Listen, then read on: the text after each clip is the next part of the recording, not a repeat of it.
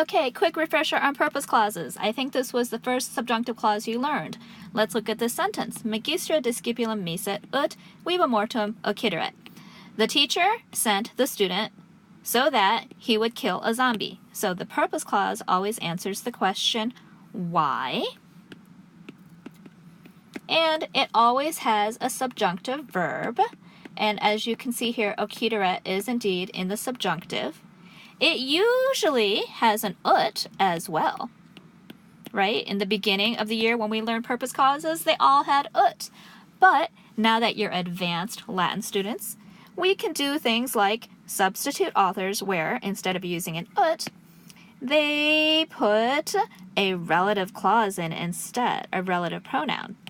So we're going to say it has ut or a relative pronoun. So this sentence says, the teacher sent the student who was supposed to kill the zombie. Why did the teacher send the student? So that he would kill the zombie. So this lets us take away the ut, use the relative pronoun with that subjunctive, and you'll still recognize it. I bet you Caesar does it in this chapter, but they aren't zombies, they're just Helvetians.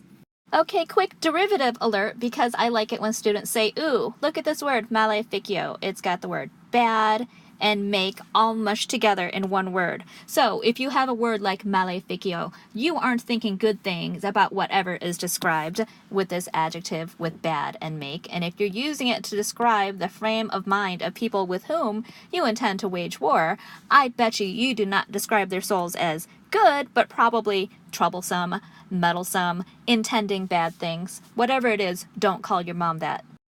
We've seen lick it before. It is an impersonal verb. That means the subject is usually it is allowed. That's how it's most commonly used. And it takes a dative and accusative. It is allowed for the dative to infinitive.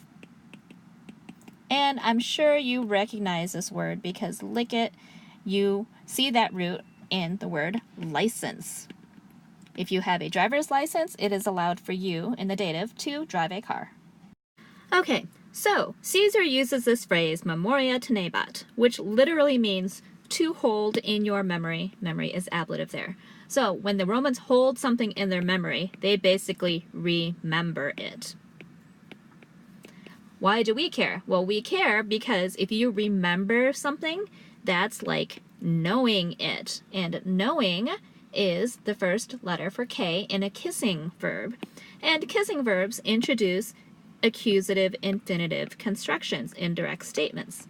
So Caesar spends a lot of time talking about what the Romans remember in this chapter.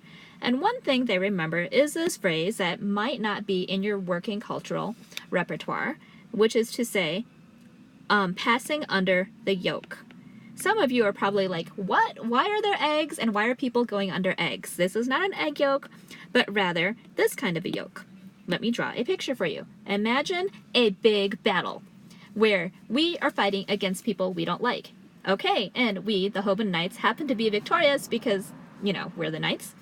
So if you want to humiliate the other army, which has probably surrendered because they lost the battle, you can take a sword and stick it in the ground, standing up, a spear, I guess. So you poke it in the ground, and then you put another spear over here. So now you got two spears standing next to each other, and then you can tie a spear across the top. So if you're a person, you're probably a little bit taller than a spear, because most people were slightly taller than the spears that they wielded. So if you want to humiliate your defeated enemies, you make them bend down to pass under this construction, which is called a yoke. And if you're really good at humiliating your enemies, not only will you make them bend down to go under the yoke, so tall guy has to bend down, but you might even strip him naked and beat him while he goes under the yoke as well. So when people go under the yoke, it does not involve eggs, and it does involve a lot of really hard feelings. And just to clarify, without giving you any spoilers, the event that Caesar talks about passing under the yoke, happened in about 107 BC, and Caesar is talking about events in his own time in around 58 BC. So we're talking about a difference of roughly 51 years of holding a memory, an indirect statement, in your mind about going under the yoke.